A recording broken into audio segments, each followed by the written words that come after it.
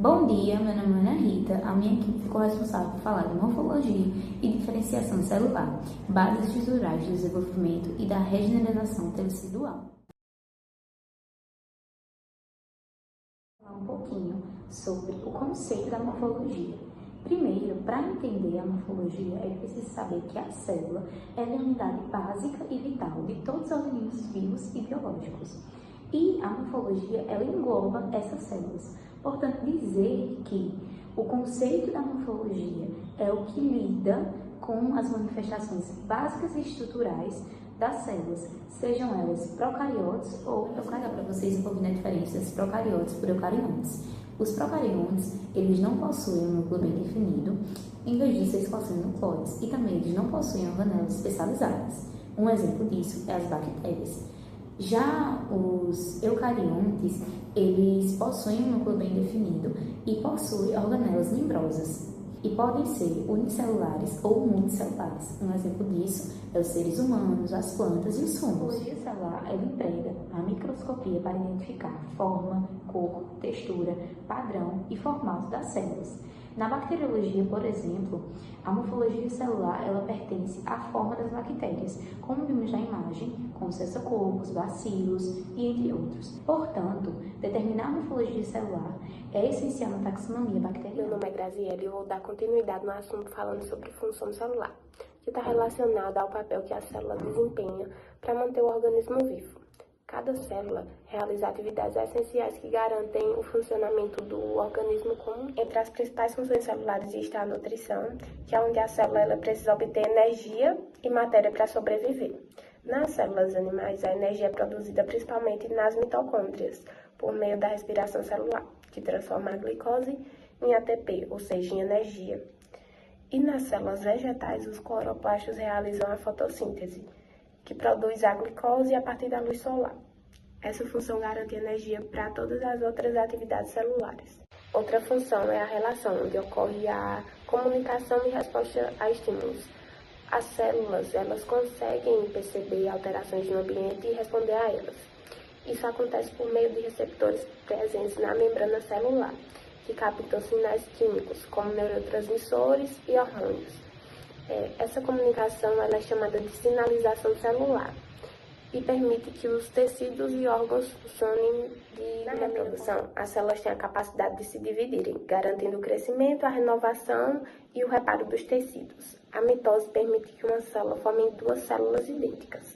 Em organismos unicelulares, a divisão celular é responsável pela reprodução. Meu nome é Celina e eu vou dar continuidade falando sobre o controle do ciclo celular.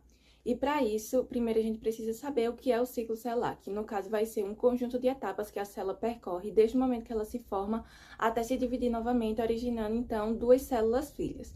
Ele vai garantir o crescimento, a replicação do DNA e a correta distribuição do material genético.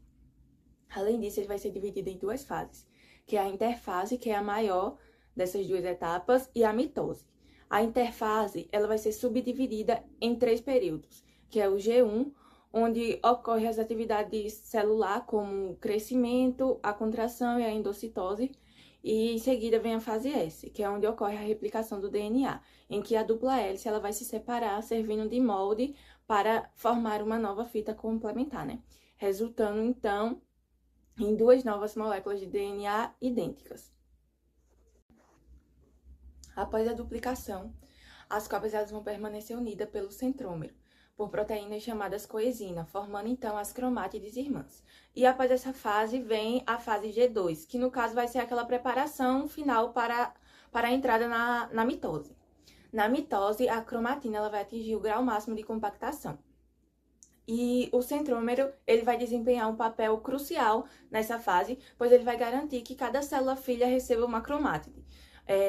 E após a separação, vão passar a ser denominadas cromossomos. Bom, agora o controle do ciclo celular. Ele vai ser um mecanismo fundamental para garantir que a célula ela cresça, duplique seu DNA e se divida novamente da maneira correta. Porque, caso contrário, caso aconteça algum erro, esse erro pode ser transmitido para a célula filha, favorecendo o surgimento de doenças, principalmente como câncer. O regulamento desse ciclo vai acontecer principalmente por proteínas chamadas ciclinas e quinase dependentes de ciclinas, conhecidas como CDKS.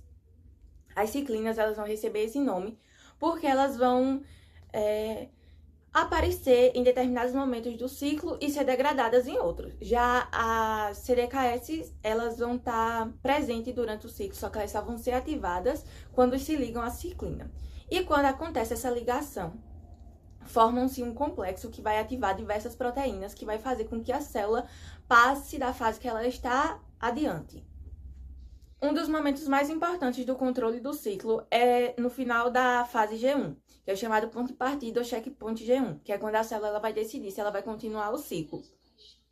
E essa decisão vai ser influenciada tanto por fatores externos como as condições internas das células. Porque se houver danos no DNA, a progressão do ciclo pode ser interrompida. Outra proteína fundamental para o controle do ciclo celular, que vai ser considerada um importante gene supressor de tumor, é a P53, porque ela vai atuar como um sensor de danos do DNA. Quando ela percebe alguma alteração, ela pode bloquear o ciclo celular, ativar mecanismo de reparo e até mesmo, em casos mais graves, induzir a morte celular programada.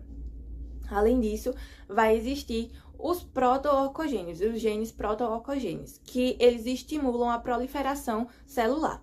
Quando sofrem alguma mutação, formam os oncogenes, que eles levam à multiplicação descontrolada das células.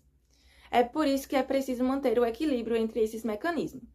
Além disso, todas essas proteínas que eu falei, esses genes supressores de tumor, eles vão ser fundamental para o controle do ciclo celular, para manter a integridade do material genético e a saúde do organismo. Estarei dando continuidade ao conteúdo. Neste caso, irei falar sobre as bases moleculares da diferenciação celular, ou seja, os mecanismos que explicam como uma célula se torna especializada. A diferenciação celular é um processo pelo qual células embrionárias passam a adquirir características estruturais e funcionais específicas, tornando-se especializadas. Inicialmente, levantou-se a hipótese de que a diferenciação poderia ocorrer por perda progressiva de genes durante o desenvolvimento. No entanto, essa hipótese foi descartada, uma vez que todas as células de um mesmo organismo possuem o mesmo conteúdo do DNA. Portanto, a diferenciação celular não decorre da perda da informação genética, mas sim da regulação diferencial da expressão gênica.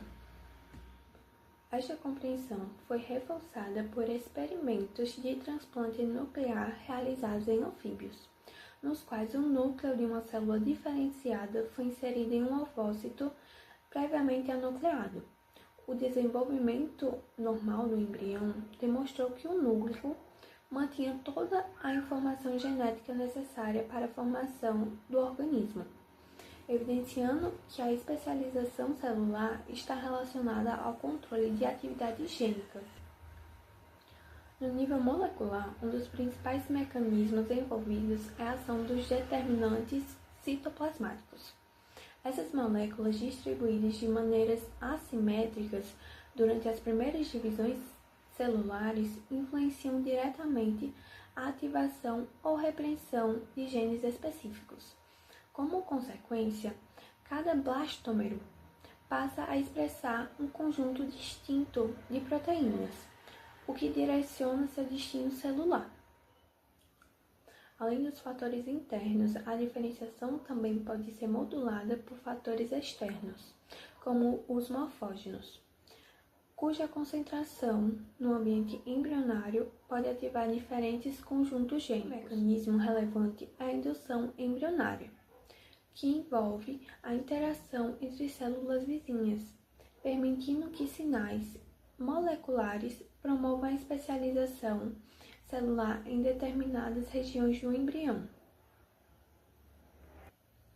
Dessa forma, a diferenciação celular inicia-se com a determinação do destino celular ainda nas fases embrionárias iniciais, sendo resultados da regulação coordenada da expressão gênica por fatores citoplasmáticos e extracelulares. Eu me chamo Cibele e vim falar sobre as células-tronco.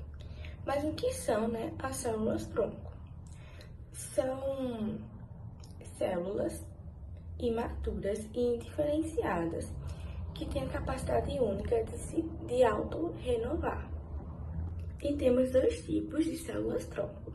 A primeira é a célula-tronco embrionária, que são aquelas que ficam no embrião após 5 dias de fecundação. E as embrionárias são classificadas em totipotentes, que são as que geram tecidos, e as células pluripotentes, que geram os tecidos dos 3 folhetos embrionários. E temos também as células tronco adultas, que têm a capacidade de renovar e reparar os tecidos do corpo. E, por fim, as células tronco induzidas, que são aquelas que são construídas em um laboratório.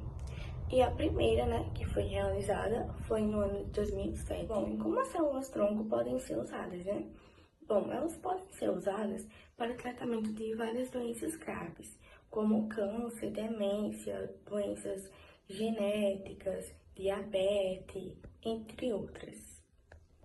E qual a importância, das células-tronco? Bom, as células-tronco têm de extrema importância, principalmente, na área da saúde, pois podem ser utilizadas para substituir células doentes e, com isso, tratar as diferentes doenças que eu citei acima, entre outras. Eu sou Camila Vitória e eu fiquei com um tópico sobre regeneração. A regeneração é a capacidade do organismo de restaurar tecidos danificados, mantendo a integridade estrutural e funcional do corpo. Ela pode ocorrer de duas formas: a completa, que é a regeneração total do tecido original, e a parcial, que é o processo da cicatriz. A regeneração depende principalmente da presença das células-tronco no tecido e a capacidade da multiplicação dessas células remanescentes. A regeneração ela pode ocorrer de duas seguintes formas: a regeneração fisiológica e a reparativa. A fisiológica ocorre naturalmente no dia a dia, como exemplo a renovação de pele e a produção constante de células no sangue. Já a reparativa, ela acontece após lesões ou traumas, como exemplo a cicatrizações de feridas, e a recuperação parcial do fígado quando tem a remoção dele. E quais são os principais fatores que influenciam a regeneração do tecido? A idade, o estado nutricional da pessoa, a oxigenação do tecido, a presença de doenças no indivíduo e o tecido afetado. E qual a importância dessas regenerações?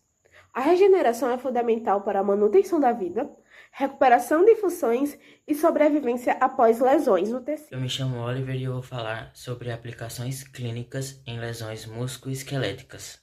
Musculoesqueléticas são muito comuns na prática clínica. Elas afetam ossos, tendões, ligamentos e articulações. Elas geralmente acontecem por trauma, sobrecarga ou esforço repetitivo, como tendinite, entorses ou fraturas. Quando ocorre uma lesão, o organismo inicia automaticamente um processo de reparo celular. Esse reparo é feito em fases. Primeiro, a inflamação, que é necessária para a remoção de células danificadas. Depois, a proliferação, onde ocorre o aumento de produção de novas células. Depois, a remodelação, onde as fibras se reorganizam para a recuperação da função.